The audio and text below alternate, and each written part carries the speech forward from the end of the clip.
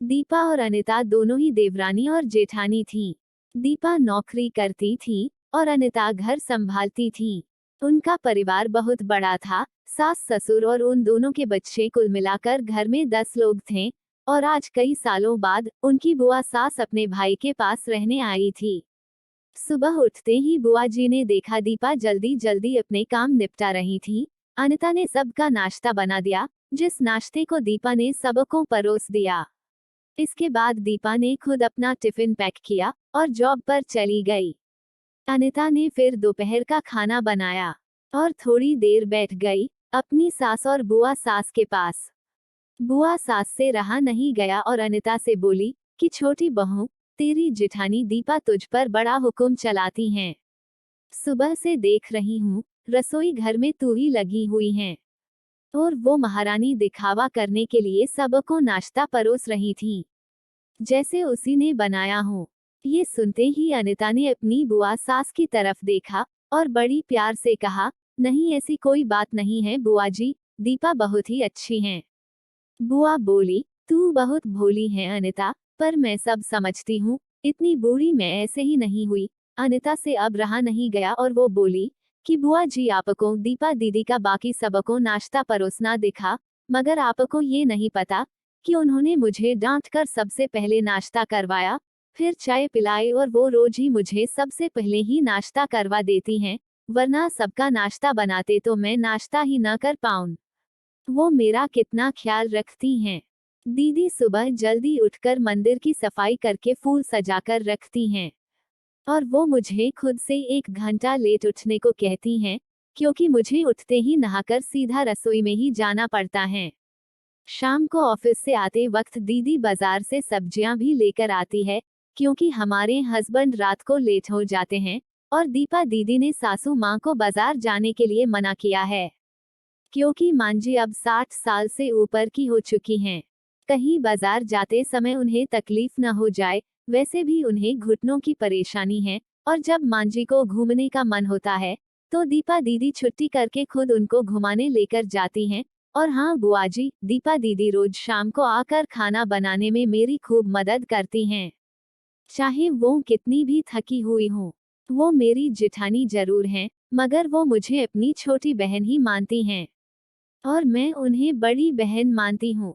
ये सब सुनते ही बुआ चुप हो गई, शायद उनकी चुगली अनिता के आगे फेल हो चुकी थी।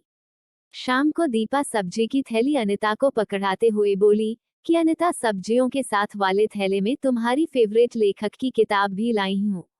ये सुनकर अनिता खुश हो गई और बोली, थैंक्स दीदी। अनिता सब्जी की थैली किचन में रख दी और किताब रखने अपने कमरे में चली गई। तभी बुआ जी ने दीपा को आवाज दी, बड़ी बहू जरा यहाँ आना। दीपा बोली, जी बुआ जी। तभी बुआ बोली कि तुम इतनी मेहनत करके कमाती हो और ऐसे ही फालतू किताबें खरीद कर पैसों की बर्बादी कर रही हो, वो भी अपनी देवरानी के लिए। वो तो वैसे भी घर में करती ही क्या है, तुम दिन भर मेहनत करती हो और वो घर पर आराम करती हैं। इस बात पर दीपा मुस्कुराए और बोली, क्या बुआ जी आराम, और अनिता, उसे तो कह कर आराम करवाना पड़ता है, सुबह से बेचारी लगी ही रहती हैं। किचन में सबकी अलग अलग पसंद, मेरे और उसके मिलाकर 4 बच्चों का टिफिन, सब वो ही करती हैं, फिर भी उसके चेहरे पर हमेशा एक सुंदर सी मुस्कान ही रहती हैं। सुबह की चाय पीने का भी समय नहीं रहता उसे, और जब दोपहर बच्चे आते हैं, फिर उनका खाना, उनकी पढ़ाई सब वही देखती हैं। वो है, इसलिए मुझे बच्चों की चिंता भी नहीं रहती और मैं अपना पूरा ध्यान ऑफिस में लगा पाती हूँ। कुछ दिनों पहले ही प्रमोशन मिला है। मम्मी पापा की दवाई कब खत्म हुई और कब लाना है, ये सब वो ही ध्यान रखती हैं। घर पर भी कभी कौन सा रिश्तेदार आता है, उनकी सेवा भी वही करती हैं। और बुआ जी, घर पर रहकर घर और बच्चे संभालना कोई छोटी बात नहीं।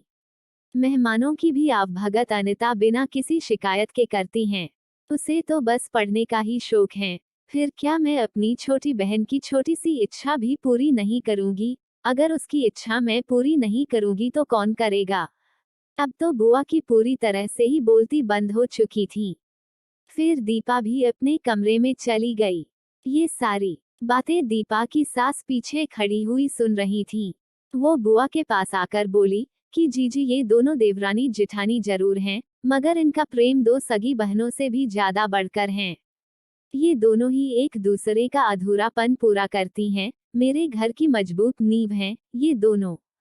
पहले मैं भी एक बुरी सास थी और हमेशा ही मैं इनको लड़ाने की ही सोचती थी, लेकिन इनके प्रेम के आगे मैं भी पिघल गई। और वैसे भी इनको लड़वा कर नुकसान तो हमारे ही घर का है न, इसलिए मैं भी इनके ही प्रेम में मिल चुकी हूँ। लेकिन ये बातें दीपा और अनिता की बुआ सास को समझ नहीं आई और वो मुंह घुमाकर अपने कमरे में चली गई, क्योंकि वो तो इनको लड़वाने ही आई थी। लेकिन दीपा और अनिता जैसी बहुओं के बीच दरार पैदा करना बिल्कुल नामुमकिन था। और दोस्तों, अगर दीपा अनिता जैसी बहु बेटी हर घर में हो तो उनके प्यारे घर को बड़ी से बड़ी ताकत भी नर्क नहीं बना सकती। वाकई में ऐसी बहुएं हर घर में हो तो हर एक घर स्वर्ग बन सकता है। आप इस कहानी के बारे में क्या कहेंगे दोस्तों? आपको ये कहानी कैसी लगी नीचे कमेंट करके हमें जरूर बताइएगा। ऐसी ही प्यारी कहानियां सुनने के लिए हमारे YouTube चैनल से जुड़े। मेरे प्यारे दोस्तों, आपको कहानी कैसी लगी हमें कमेंट करके जरूर बताइए। आपको कहानी अच्छी लगे तो लाइक कीजिए, शेयर कीजिए और चैनल को सब्सक्राइब करना ना भूले। कहानी सुनने के लिए धन्यवाद।